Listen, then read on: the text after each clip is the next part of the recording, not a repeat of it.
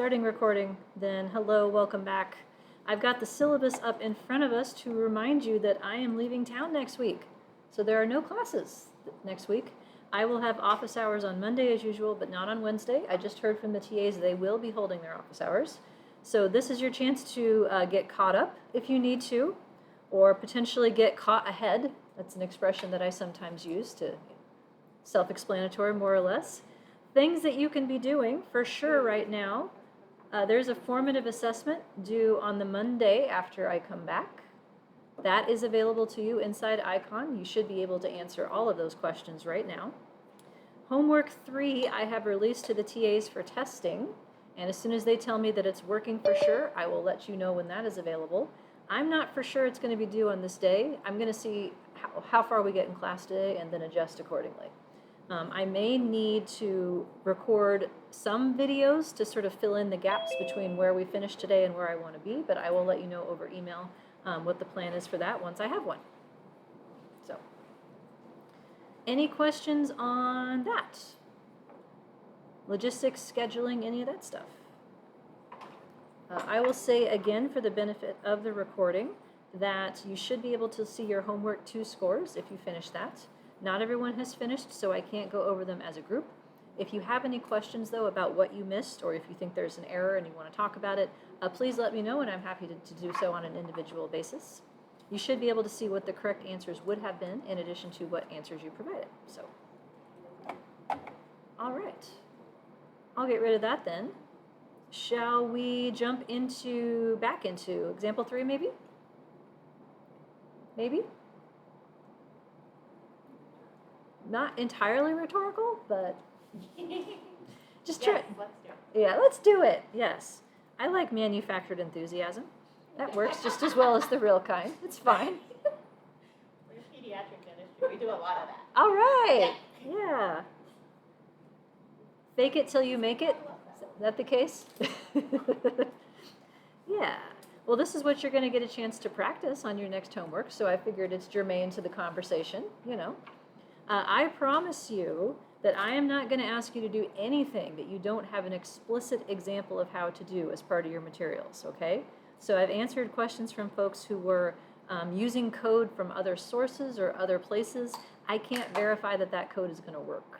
There's too many possible permutations of how to do things in life, particularly when it comes to R.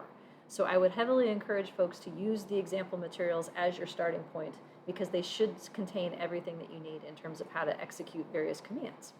But this is a problem in which we are first creating predictor variables to differentiate 3 possible categories of a categorical variable.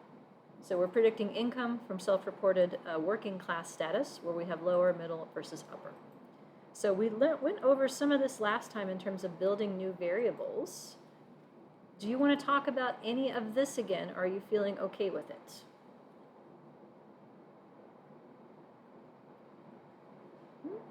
I got 1 thumb. Couple thumbs. You're feeling okay with it, more or less? So the idea, big picture, you're making empty variables first, and then you're systematically filling them in with 0s and 1s based on what the original working class column was. So it's stored as 1, 2, 3. We are creating 2 new variables that look like this in terms of the pattern, LVM and LVU. These are my names based on just what the abbreviations of these classes are, so you'd want to change them based on whatever your variable names would be. And LVM is like a switch that turns on if we're talking about the middle group. LVU is a switch that turns on if we're talking about the upper group. And so these 2 work together then to separate out all 3 possible group means. And do we want to look at the model for them?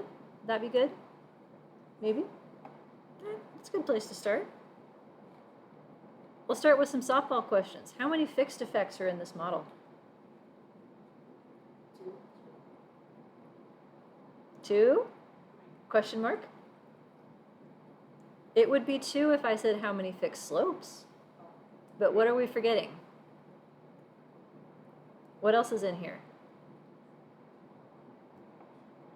Yeah, intercept. So intercept is always in there.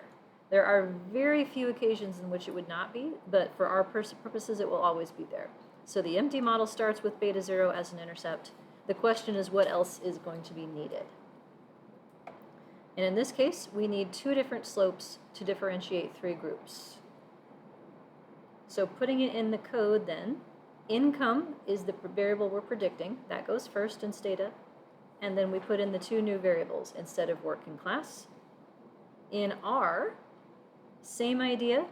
Income is the variable we're predicting. 1 is my reminder that we have a fixed intercept, and then the 2 predictors go right here at the end. So it's kind of like an equation with the pluses, but it's missing the betas that would go with them. And we have a new table, right? That we're no longer ignoring. What is this table for? Let me back up with a big picture question. Why do we need to pay attention to this now and we didn't need to previously? This table I'm asking about, as well as this version of it in our output. What purpose do these serve? We have multiple variables. Multiple variables, multiple predictor variables in particular. So the reason we ignored this before is that we had 1 predictor.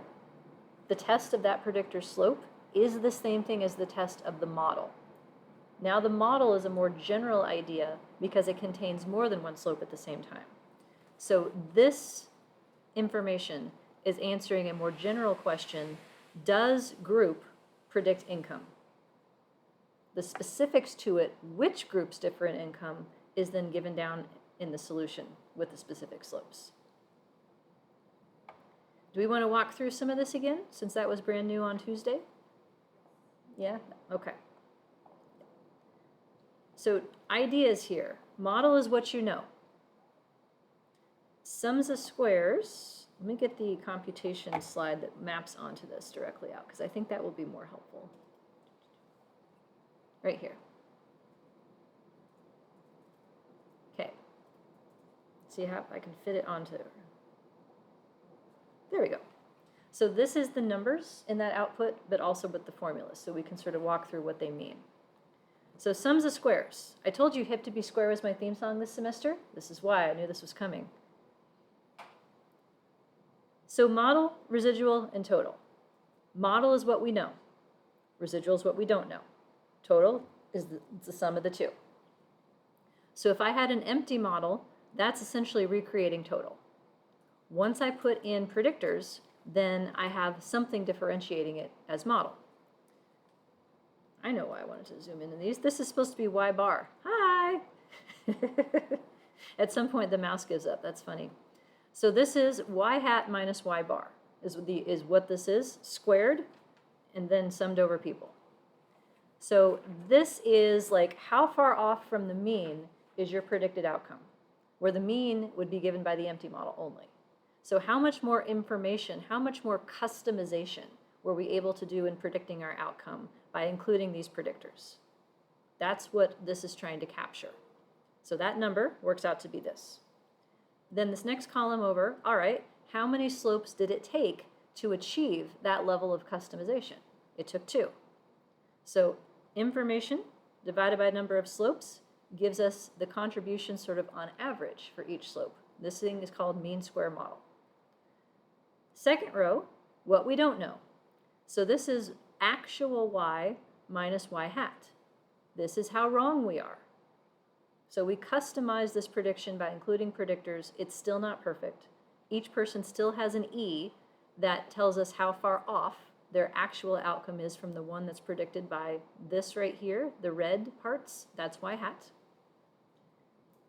And so that number is this. Well, this is a lot of stuff we don't know. How many more slopes could we add? The answer is n minus k. What's n? Big N? Zoomers, I'm watching the chat, or you can talk to me. What's big N? Roomers can talk too. What's big N? Population. Not quite, I would say. Total number of people in your sample or total number of whatever in your sample? Yeah, this is sample size, overall sample size. And then what's K? I asked you this question in a different way like 5 minutes ago. Fixed effect. Yeah, how many fixed effects are in your model? Yep, so this is number of people minus number of things you've already estimated. So this is how many more slopes you could still add before you have a perfect prediction and no more E. So then this is information left over divided by how many more slopes we could add is mean square residual. This is your residual variance. This is the variance across people of these E's. How wrong the model is as an aggregate in a squared metric. So this number we keep track of. We keep track of denominator degrees of freedom, numerator degrees of freedom, and then F. F is a test statistic. It's our new one. What is the range of F? Let me show you a picture. What's the range of F? 0 to? Anything. Yeah, F can't be negative. That's the point I'm trying to make. F is in squared metric. So that keeps the slopes from canceling out if you have a positive slope and a negative slope. So in looking at the output per particular slope, the sign of the T matches the sign of the slope. That will not be the case with F. F is always a positive number. So 42. Is that a lot?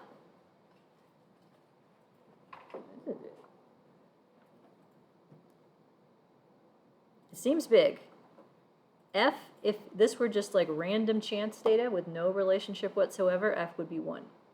Because it's a ratio of how much variance essentially we've explained relative to how much is left over. And this is per slope in terms of the conversion to keep it fair. So we get, this test statistic tells us how good this model is at predicting our outcome variable working together across the slopes. So this is relevant anytime we have more than one slope in a model, not relevant if we only have one. Question? Does beta 0 count as a fixed effect? It does count as a fixed effect. So that's why, so for this sample, the total sample size is 734. Because beta 0 is always in there as a starting point, the total degrees of freedom are 733. So it's excluding it. Numerator degrees of freedom is the number of slopes specifically, not the number of fixed effects. So it's built into the calculation already. In your next homework, you will see drop-down menus with these things missing. Here is your answer key. Okay? The world has agreed on a format for reporting these things. So F, with the numerator degrees of freedom, that's the number of slopes that F is testing. Denominator degrees of freedom, the number of slopes you could still add. The test statistic for that F, such as is given right here. MSE is an abbreviation for mean square error, or residual. That's residual variance. And then the p-value that goes with that F. And then also, at the end of it, I'll report R² like that. So that's the other piece of the puzzle. So this is significant or not significant? Significant. P is less than 0.05. That's why we know that. Significantly positive or significantly negative? Positive. It's positive. It has to be, right? That's sort of a trick question. F cannot be negative. So that is a significance test that goes along with this effect size, R². R² is in a squared metric, so it can't go negative either. So another way of saying that is that F is testing whether R² is greater than 0. That's all it can be. In an empty model, what's your R²? This is a finger question. In an empty model, what's my R²? This is variance accounted for by your model.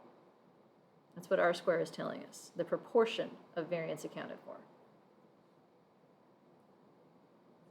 0, yeah, why is it 0?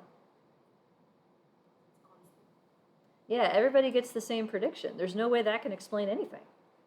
That's the worst we can do, is just saying, hey, you all get the same intercept, good luck. So R² of 0. So this R² is 0.10.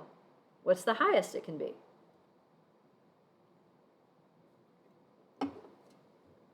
One. All of it. That's how much you explained. If R² is 1, E goes away for everybody. That means perfect prediction. No error. No anything else that you're forgetting about left over. So we have an R-square that corresponds to 10%. 10% of all the variance in income is attributable to people's self-reported working class variable. That means how much don't we know about? Softball. 90%. Yeah, 90%. We don't know about 90%, we know about 10. That's what this is telling us. So this 10%, 0.10 as a proportion, is significantly greater than 0 given that test statistic. The other way of thinking about R square is in relation to y hat. Y hat is this much. Okay? It's what the model says you should have as your outcome variable. If I take that much and I compute and I use it to compute a prediction for every single person in the data set, I can save that in the data set as y hat. And if I correlate that y hat with the real y, that's r. And if I square it, that's r square. So that's another way of thinking about it. It's the square of the relationship between y hat and y. One of those ways may make more sense to you. You're welcome to think about that one as a primary. So this is all stored in this one piece of output in Stata. In R, I am using a package called supernova, a function within that package, to print it in the same way. So the table looks about the same, except it has these rows you can ignore. Here's the 2 numerator degrees of freedom. There's the denominator. Here's my mean square error, as it's called here, or residual. That's my residual variance. Here's my f of 42, its corresponding p-value, and then this is my r square. Proportion reduction and error is the way they're labeling that. The rest of the output is right here. And so the LM gives you this by default, which is a repackaging of that information in a more succinct form. Okay, questions so far? Folks are quiet today. Zoomers, how we doing? Doing okay? Just quiet today? Quiet's allowed.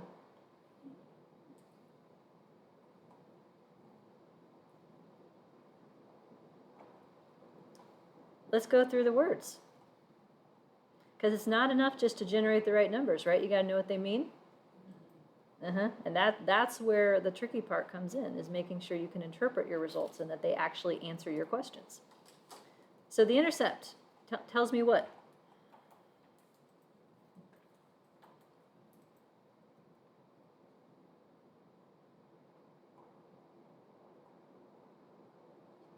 You feeling brave?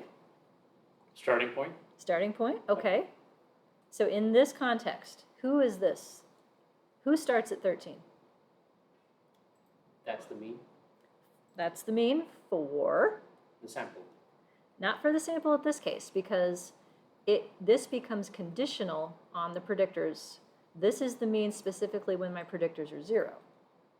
It would be the mean if I had no predictors. So it's translating from an overall mean to what's called a conditional mean, or a more specific mean defined by these predictors being 0, because that is the point where y hat would reduce to just this much. Like if this is 0 and this is 0, these guys leave, and then we're left with just this. So you're right about the idea of a baseline. I'm just trying to get some more words into the sentence. So who is that the baseline for? Let me find, here we are. The lower group. Now why? Correct, but why? Good, Zoomers? They were set at 0. That is correct. So we control what the intercept means. We control it by determining how we want to set up our coding system to represent group differences. We decided that the lower group was going to be covered by the intercept by making them what happens when both new predictors are 0, the yellow. So that is my baseline for the lower group specifically. They are predicted to make $13,650, excuse me. Now this p-value is 0 to 16 decimal places. Do we care about that? In this case, I would argue no, because this is testing against a null hypothesis of 0. So this is saying, yes, the lower class folks who have decided they are lower class, I should say, this is self-report data, they have an income that is significantly different than 0. I hope so. Making no money is not a good way to live. By the way, when you learn this stuff, someone will pay you. Okay? I know you're here in part because you have to be, and it's going to make your research stronger, but there is money to be made in side hustles helping people with statistics. I'm here to tell you that. Does that make it better? Yeah. Money, right? We like money. Yeah, I have supplemented my income through consulting things and side hustles since I was an undergrad, actually. And I paid off my student loans by teaching workshops in the summertime on models that were more challenging. Because if you can figure out how to explain this shit to people, they will pay you even more. So, explaining shit to people, that is what I'm going for here. Because anyone can generate this output, right? ChatGPT can generate this output. Does ChatGPT know what it means? Ooh. No. But we're going to. Okay, so these two, are these intercepts or slopes? Slopes. Slopes, yes. They're the slopes for the variables we made. So this is a variable that's coded 0 and 1. 0 for lower, 1 for middle. This one is coded 0 for lower and 1 for upper. So what do these two terms tell me?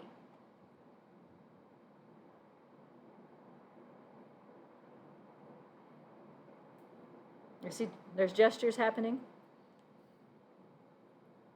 Gestures, words, phrases, anything. Pictures? Amount more than lower. Yeah, I'd take that. So the middle group is higher by 8.8 than lower. Upper group is higher than lower by 10.9. So these slopes are positive, right? Are they significantly positive or non-significantly positive? Significant. What am I looking at to decide that? P-value. Now, implicit in this is knowing my alpha level. If I said alpha is 0.05, these are significant. If I set alpha as 0.00001, then this one's not significant anymore. When would I need to do that? When might I want to make my alpha a lot smaller? Good job. Reverse. What would I want to avoid by making my alpha a lot smaller? Type 1 error, otherwise known as false alarms. If I'm worried about flagging something as unexpected, and I want to be really, really conservative before I do that, then I would make alpha low. 0.05 might not be low enough. So is this the end of the story? I know about lower versus middle, I know about lower versus upper. Am I done? What am I missing? Yeah, these two. How different are those groups? About 2. If this one's higher by 10 and this one's higher by 8, the difference between them is 2. Now, is that significant?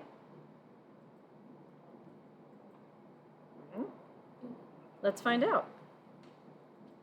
2-ish, yep. So we got to keep going to find out the rest of that. And I think this is the part where, yeah, this is the stated code, the R code, and then we stopped, I think, at this point last time. Because 3:10 in the afternoon is not the right time to look at this. If there is a right time. That is the one constant, by the way, about my course evaluations after 20 years. There is always at least one person who complains about when the class is being offered. Always at least once. It's like, oh, I'm a morning person. I get tired in the afternoon. Oh, I'm an afternoon person. I'm not awake in the morning. So the Royals are in the playoffs again. Baseball. Yay. I'm from Missouri, so I get to care. But when I first started teaching at KU, I had an undergraduate in one of my graduate courses, and that was when they were in the World Series. And he told me the week before, he's like, yeah, I'm not going to be able to make it to class on time next week because I'm going to be watching the game. Do you know when my class was that he couldn't make it to? 12:30 in the afternoon. I was like, seriously? Like, put on your big boy pants. Like, this is, you should be able to get yourself out of bed by 12:30. Like, I don't care how much partying you did, but if you're not able to get yourself out of 12:30, then you can watch it on YouTube. Fair? You can watch YouTube whenever you want. But I don't think YouTube is as good of a substitute for being here and being able to get your questions answered instantaneously, which is why I still encourage attendance, and I thank you all for being here. I know you have choices to make in how you spend your time, and I appreciate the fact that you're here. I'll just say it like that. Because this stuff ain't easy. If it were, you'd be wasting your time. So here's the logic of how we can get all of the missing pieces. What are the predicted group means for the non-reference groups? What are the predicted group differences among the non-reference groups? It all comes from this, y hat. So the first 3 lines are plugging in the zeros and ones that we use to make our variables and showing how the formula simplifies to tell you what the mean is for each group. So for the lower group, it's just beta 0. For the middle group, it's what it is for low plus how it differs for medium. And you put them together and you get to what it is for the middle group. Likewise, for upper, what it was for low plus beta 2 for how it differs for upper. Put them together and you get it what it is for upper. So these 2 we got to ask for. This one's already given. Likewise, the 2 slopes are already given that differentiate each group from the lower group as the reference. We need the missing one right here. Now, for the sake of pedagogy, I wrote them all out. But in reality, you don't have to write out everything, and I have that noted in the comments. So let me see if I can get this all on the page at the same time. Maybe not. So first, state of folks. These are LinComs. Linear combination is what that stands for. The first 3 are generating predicted means, doing this exact same logic, but just in code. So that's why I have it times 1 and times 0 like this. It's following the same, this is what I would plug in for what the variable is for those. For the group differences, 2 of those are already in the model. It's this 3rd one that I would need to ask for. And it looks strange to have a minus sign here, but that's because it's beta 2 minus beta 1 is what gives me the group difference of how middle and upper differ, how upper differs from middle specifically. So to get the minus sign, I got to put it right here. So this is doing the 10 minus the 8 gives us the 2. That's what it's doing. The benefit of doing it this way as opposed to a calculator is that you get the standard error that goes with it, you get hypothesis tests that go with it, and you can also compute effect sizes that go with it. All right. And I think we had talked about that, and then I had punted on this version. That sound right? Because yeah, if you look at this, it's like, what? But here's the trick. These things are multipliers. These are what go inside the parentheses. So there's an implicit 1 here that I could write to make it a little bit more direct, because everybody gets beta 0 to start off their score. So that's why this is a column of 1s in the first spot, and for the predicted means, it starts with 1s in the first spot. So I'm saying to build this prediction, I'd like 1 beta 0, and if I'm making a prediction for the lower group, I would fill in a 0 for the first predictor, and I would fill in a 0 for the second, because that's how I created it in the first place. So I'm matching that pattern. For the middle group, 1 beta 0, 1 beta 1. For the last group, 1 beta 0, 1 beta 2. And the fact that these are positive numbers means they're being added together in a weighted combination. So this one's already in the model. These two are already in the model. And you can tell that because there's only one 1 in one spot. Meaning it's not actually a combination, it's just one number being reprinted. The last one is the one that we need, and the beta 2 gets a -1, and the beta 2 gets a 1, because that's what we're trying to recreate, is this little piece right here. Okay, maybe that's a little better at 2:33 in the afternoon than at 3:10 in the afternoon, but maybe not. The rest of this is a label for my output. All of these predictions are being saved in an object called pred class. I am then resaving it in terms of its summary as a separate object that I can then do math on. So once I do that and I print that object, I get all of this stacked together in one nice little table. So 13, that's my fixed intercept for the lower group. 22 is the end result for the middle group. 24 is the end result for the upper group. There's my two slopes that we already talked about, and then there's the missing slope of 2-ish. So zooming into this output then, how would I talk about this slope, which is the difference of how upper differs from middle?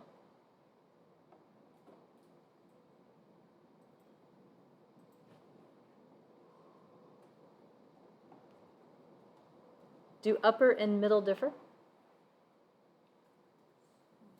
They differ by 2.1. Is that expected or unexpected? Within expected territory or unexpected territory?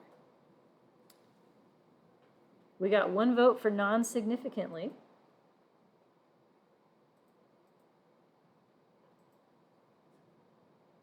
A couple folks are nodding, agreeing. Yep, that's this p-value is 0.48. That is decidedly non-significant.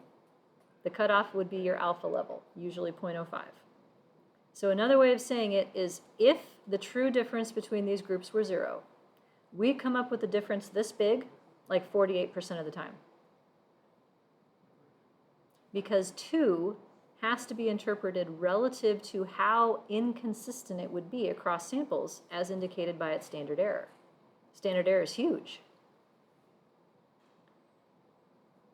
The reason for that is because this group is so small.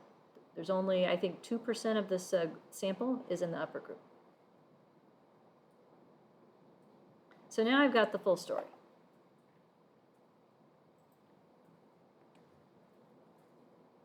Let me skip ahead and remind you, here's the words.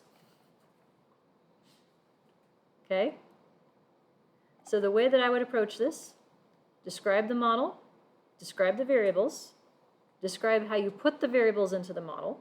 So we created 2 contrasts to distinguish the 3 classes in which the lower class respondents served as the reference group to be compared to the others.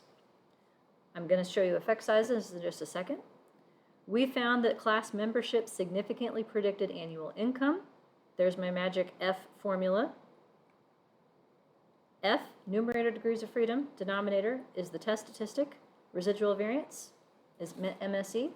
P for that F, test the R square being greater than 0, and there's my R square. So that's the big answer. Like, does group predict income? Yes, we captured 10% of the variance doing that. Now, more specifically, I can talk about the 3 contrasts. Relative to lower class, this difference was significant, this difference was significant, however, this one was not.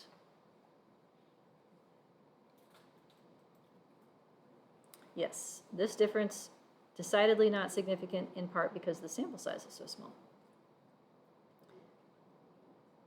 Okay. Questions or things that you want to hear again or differently?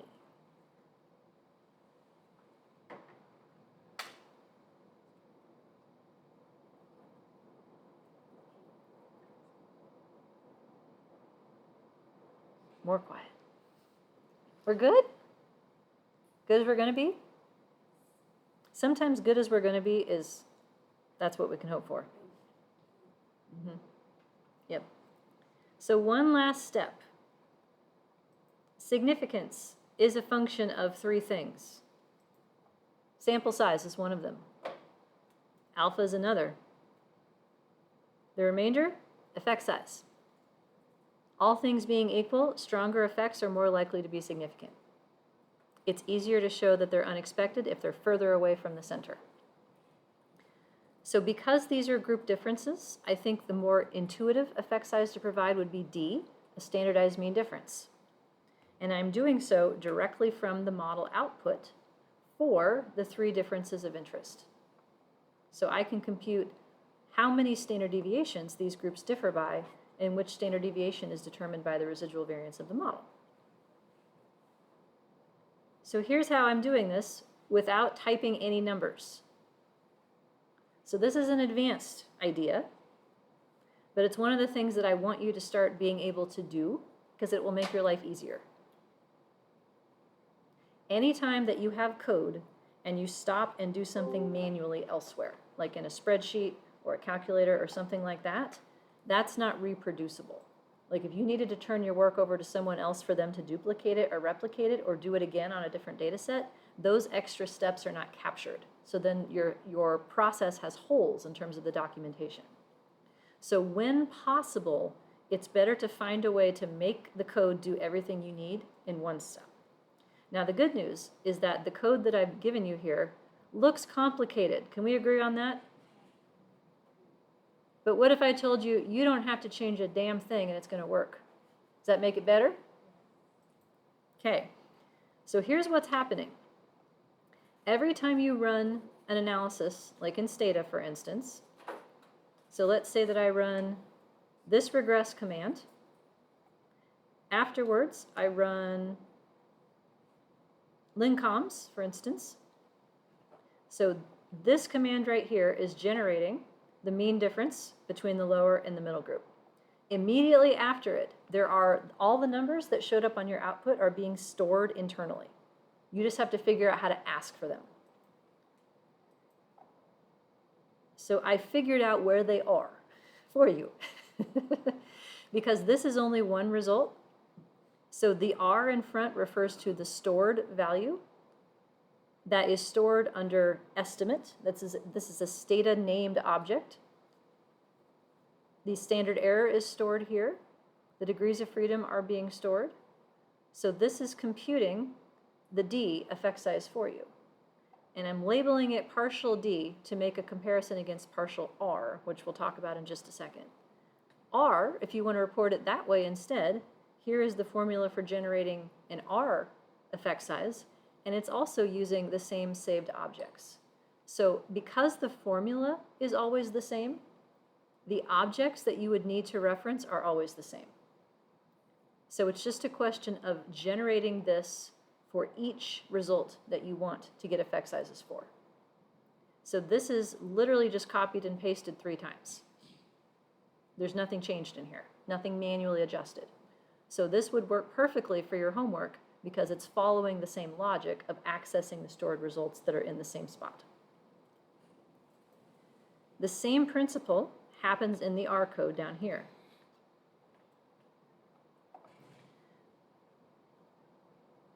I'm first taking this output right here, and I'm accessing it. And the same premise happens. So this is the name of the object that I created. Inside that object, under a subcolumn of test, is the T statistic. This is the results from your model where degrees of freedom have been stored for you. That gets you to D. R uses the same information with a different formula. So if you want to use this code to do something that's not this particular data set, what do you need to change?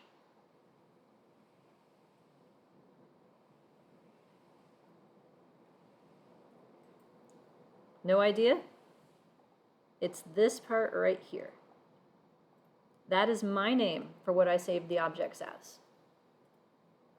So when I say that you can take my examples and use find and replace, this is a great example of it.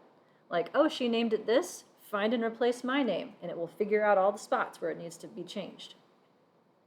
So save pred class is the result that came from first generating those linear combinations and then saving the summary of them as an object that I can access more easily. Model is what was saved to begin with. Model class is the result of the original analysis. So those are the two names that you would have to adjust to be able to use it for yourself.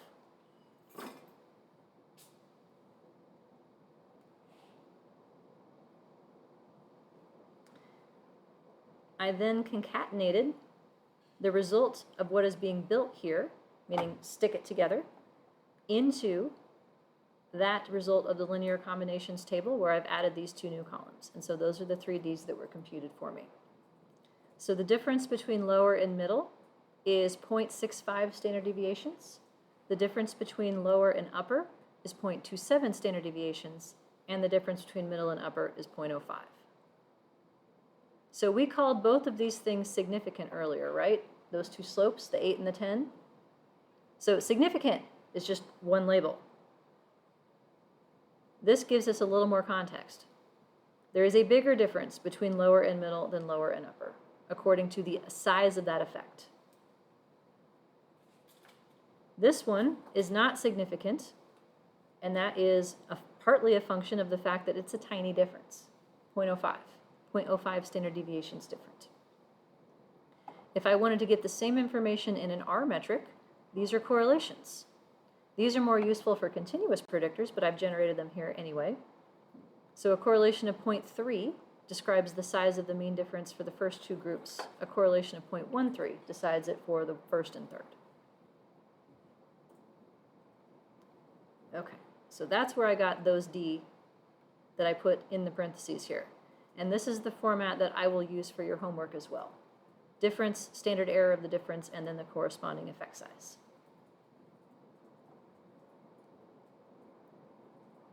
Okay. Next model is a good place to stop and say, how are we doing?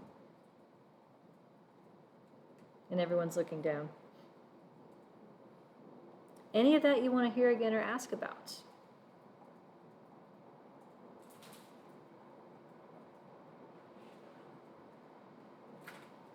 No.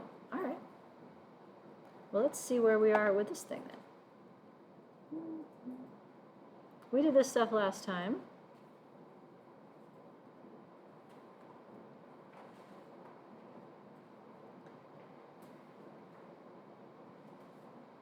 Yep, this is where we were. So, introducing the idea of general results in addition to specific results.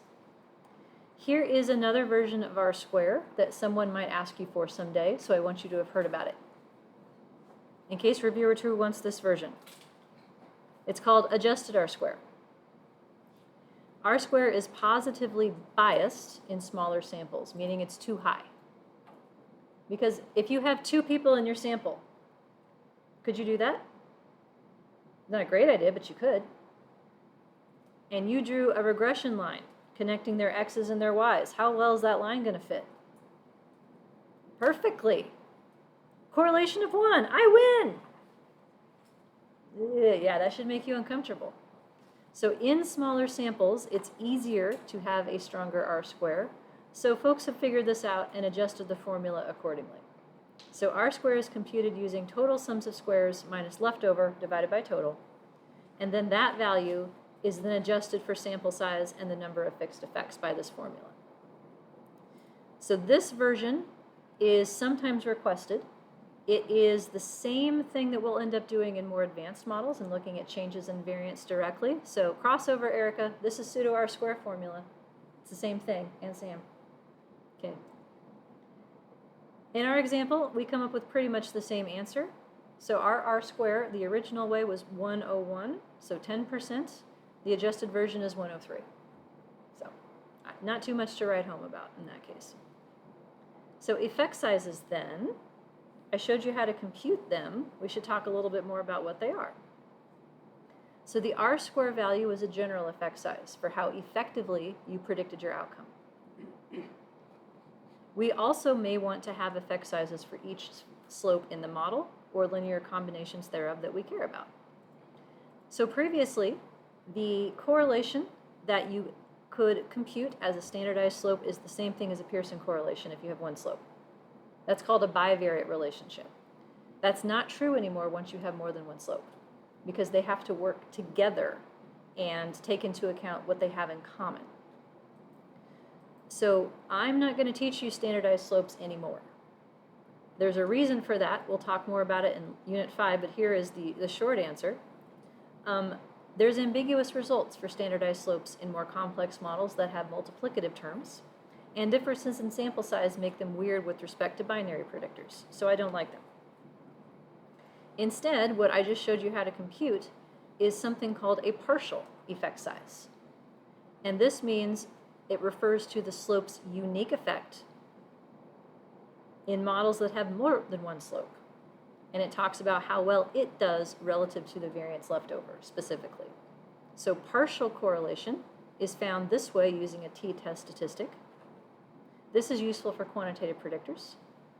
Cohen's d is actually a partial statistic as well, in the same way that it's being used here, but no one calls it that. So I use it in here to make this point, but it's just called Cohen's d otherwise, and you can compute it this way. And you can get back and forth across the two as well. So it's more general as a solution to be able to compute these things out of your t-test statistics because they generalize to more complex models. So let's talk about power and effect size. One of the things that people use effect size for is to try to anticipate power for a similar design. So let's say you're planning your dissertations. You want to do a quantitative analysis. You're going to collect data. How much data do you need? That's something you're going to have to figure out a priori, right, ahead of time. What sample size do you need? Well, there's two ways to think about this. One is, well, how many do I need for success with my model, which is the effect size version, and then there's like, how many could I logistically get? Because you don't have infinite resources if you're planning a study in most cases. So these effect sizes translate into different levels of power for each of these things. Where I pulled these numbers from is the table that was given in lecture 2. And I also had a separate handout that I linked to on the webpage for this, but I'll show that table for the sake of expediency. Or not. It's like, no, you're not going to be expedient. There it is. This little table. So as a reminder, what we are looking at is classical derivations of power, where the amount of power is the rows here. What is power again? As a concept, is there a formula? There probably is. I don't know what it is. But power as a concept, that's what I want to know. Statistical power. What's that? Reviewing. So we talked about type 1 errors earlier, which are false alarms. The other kind of error you can make is a miss. That's a type 2. Power is 1 minus type 2 error. So power is your chance of finding something if it's really there. So when you say you want to power a study, what you're asking is how many people do I need to have a decent shot at finding the effect my study is looking for? I have the 0.8 row highlighted here because that is the conventional level of power we are taught to aim for in the social sciences. The columns then give the expected effect sizes that you might be shooting for, and the values inside the cells are the number of people you need to have that level of power to detect each of these effects. So for instance, if I want to have power of 0.8 to detect an R of 0.3 or greater, I need 85 people. If my R that I'm expecting is 0.4, it's a larger effect, I only need 46. So based on this table, I tried to anticipate how many people I would need.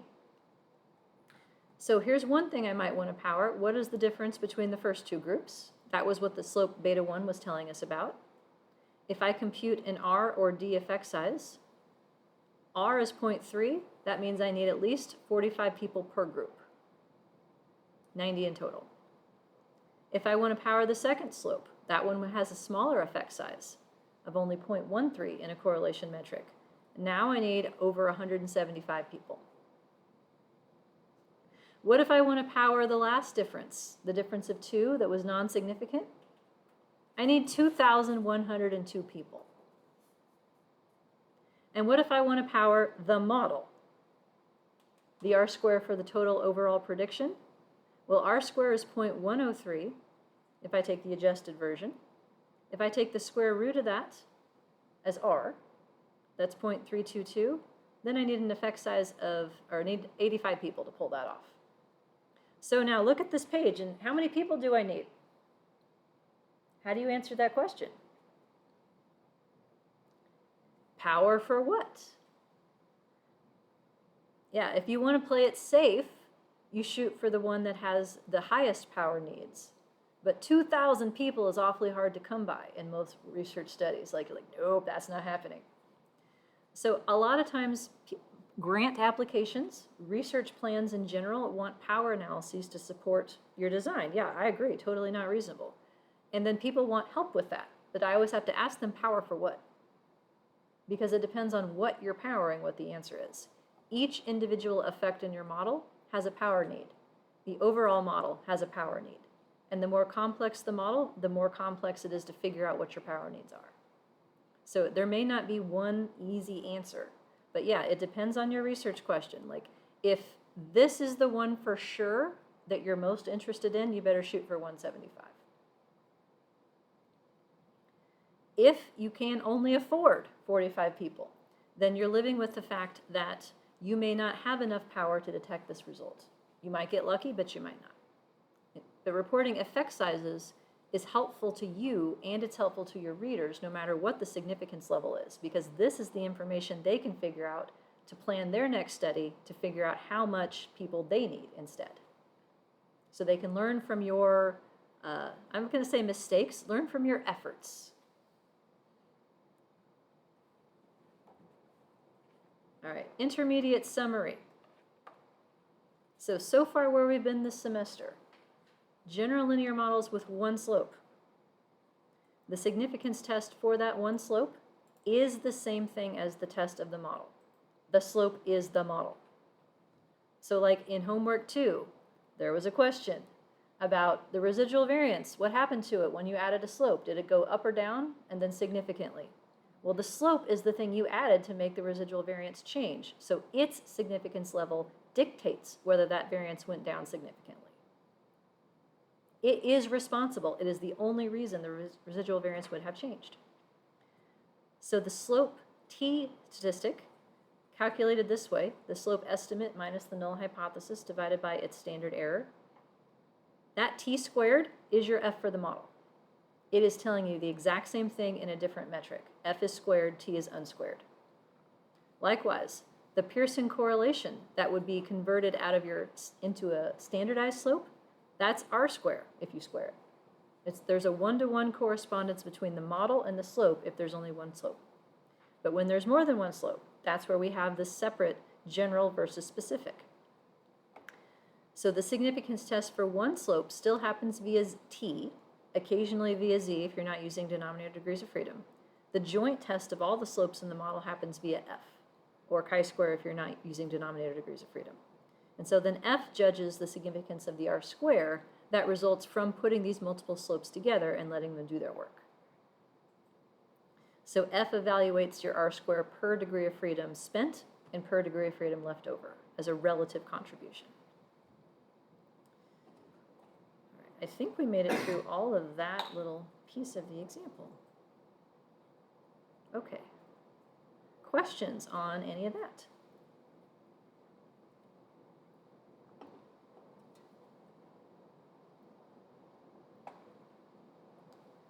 Can we change gears?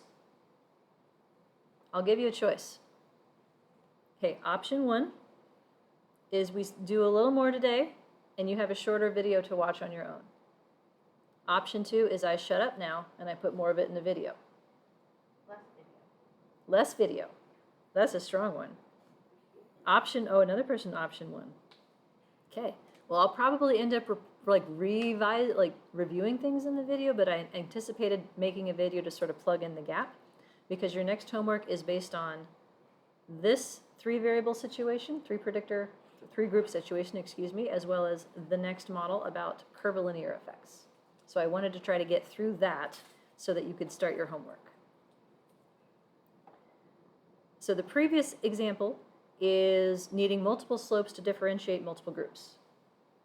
Both would be best. We can do that. This one is, what about quantitative predictors? When might you need multiple slopes for them? And the answer is when you expect a nonlinear relationship. So a linear slope keeps going, right? Goes forever and ever and ever. More is always better. Most things in life don't work that way. At some point, things level off, and at some point, more becomes worse for you, which is why I'm drinking Fresca, because I've accelerated over the caffeine hump. And if I keep drinking caffeine, I'm just going to get worse and sloppier. So what if you have a hypothesis that says more is better up to a point and then doesn't help? A line isn't going to test that hypothesis. A bendy line will, though. So here's some examples of bendy lines. So curvilinear is one, a U-shaped trajectory that would combine linear and quadratic slopes, where that means the original variable and the variable squared. You can also create what looks like an exponential curve, and I'll show you some pictures of that, by using a log transformation. Could I have cubics? Absolutely. A cubic would mean it's going up, it's slowing down. Oh, wait, no, it's going back up again. So there'd be 2 bends in it in that case. Piecewise effects is another category in which you want to divide your predictor into sections. We'll look at an example of that. And then also if you want to test whether or not you can treat an ordinal variable as interval. So in this example, I have a variable that is self-reported happiness on a scale of 1 to 5. A lot of folks would be like, that's a number. Not quite a number. So this would be another situation in which you might want to fit multiple slopes, one through each possible difference, to see if they really do line up onto one line, or whether they look like they're disjointed, in which case you wouldn't want to do that. So quantitative predictors that are curvilinear. Quadratic is created by combining 2 predictors. So it would look like this. We would have a beta 0 intercept as usual, some quantitative predictor x, and then we would add in x squared. That is going to create a U-shaped trajectory, either a happy face one or a sad face one. The linear part, though, makes it look a little bit slanted, depending on which way your data want it to go. So if I just had beta 1 times x, I would call that linear. It's the slope of the line. When I add in x squared, beta 2 is called the quadratic slope. So this is slightly different terminology, and this approach is useful for capturing relationships in which the slope is going to change directions. So it goes up, but then it comes back down, or it goes down, but then it comes back up. Exponential-ish can be created by log transforming your predictor. So if you fit a linear slope to a logged variable like this, then you get a picture that looks like diminishing returns. And this is easier to show in pictures. Let me skip this for a second. So here's examples of quadratics. This is a line that is speeding up as you go along the x-axis. This is a line that is starting off with a positive slope, but the slope is slowing down. Here's one that is a negative slope that is slowing down, and this is a negative slope that is speeding up. So this is all created through a series of linear slopes and quadratic slopes working together to create these sort of bendy trajectories. Let me see here. I want to show the exponential picture. There we go. This is the one I wanted to show, because pictures are good at 3:02 in the afternoon, I think, better than equations. This is what it would look like if I paired a log transformed x with a x squared in terms of the log transform version. So the 0 line here, this is a linear slope for log transformed x. So this is a positive slope that starts to kind of level off. If I add in a squared version of that variable, Then a negative quadratic, for instance, would make it level off faster. A positive quadratic would make it level off slower. So even though we're in linear models, we're not stuck with linear relationships. We can hack the system to create bendy lines of various kinds like this. Bendy is my technical term for this. Okay. We're just going to go with pictures. That's what we're going to do here. So when might quadratics be useful? Age. This is a picture I created from our same example data set, predicting income in thousands of dollars, from years of age, in which I computed the mean income for every distinct age in the sample, and I plotted it as the black line, and then the red lines are the upper and lower intervals that correspond to one standard error upper and one standard error lower. So this is interesting for a couple different reasons. Number one, do you think a line through this is going to work? A straight line? This x-axis goes from 18 to 76. This is not linear. This, to me, looks like an upside-down sad face, parabola. Now, there's two things that are of interest. I'm 47, so this is about as good as it's going to get for me, according to this plot. But look what happens here. Spike. Retirement. That's what happens here. This is retirement age. So a little bit of a fluke, but we can agree that a line isn't going to fix this. But a bendy line would work quite well. Theoretically, a linear relationship between age and income wouldn't make sense either, because that would say the older you get, the more money you make, and more and more and more and more and more and more. And that isn't true for most folks. No. So we're going to do quadratics. Here's some numbers. Here is, come back, here's the end result of where we're going to be. A bendy line through these fits pretty darn well. And this is real data. I didn't even fake this. The other thing that we're going to look at is education. We just finished looking at education in example 2, and we had a linear slope predicting education, predicting income. That doesn't make sense either, because that means the more education, the more money you get, and it doesn't shut off. Well, I did the same trick. I computed the mean for income for every specific different level of education I had in my data set. And the black line shows these means, and the red line shows the standard errors around them. Now this, to me, is decidedly nonlinear, but in a different way. It looks like looks like a sine wave. Kinda. It looks like from somewhere around 2 years of education to 11, there's not much. There's very few people out here, so I'm not going to make too much of them, but this looks pretty flat. The difference between 11th grade and 12th grade, though, is a very sharp increase in income. That corresponds to the kinds of jobs you can get with a high school degree versus the kinds of jobs you cannot get without it. There's a jump. 11th grade means you didn't finish, 12th grade means you did. And then after that, this is sort of curvilinear too. More education appears to relate to more income, but not in a straight linear fashion.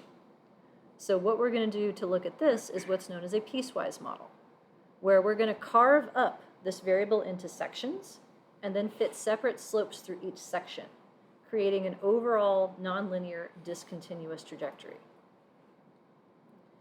So where this might be useful in other examples would be something like a variable that has cutoffs, like clinical cutoffs, like if you have a depression score of more than 9 on this measure, then you have problems, and if you're less than 9, you don't.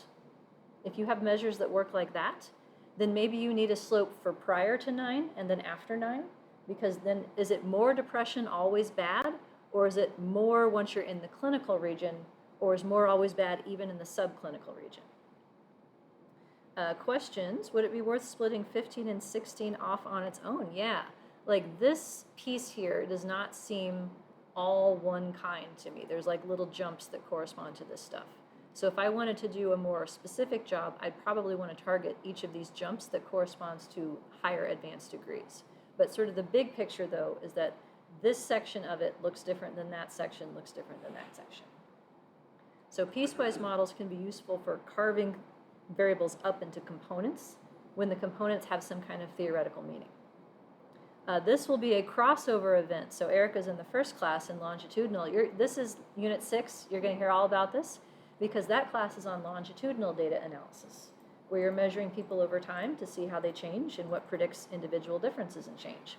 Well, these kinds of models are super useful for intervention designs, where you're measuring kids at some sort of baseline where nothing's happening, and then you try to fix them, right? You interject some kind of new treatment or a reinforcement schedule or something like that that's supposed to change their behavior. Well, after that happens, you should see an impact. So it's like, what is the pattern before you started doing stuff to them? What is the pattern afterwards? And do they grow more after they're being treated than before they were being treated? So I knew that those kinds of models were going to be important, and that's why I stuck them in this class too, as foreshadowing. But I do think this is useful for capturing nonlinear trajectories that are of a different flavor, discontinuities, as they are called. All right. So this is what's coming in the remainder of this, and different ways of setting up these variables to be able to account for that.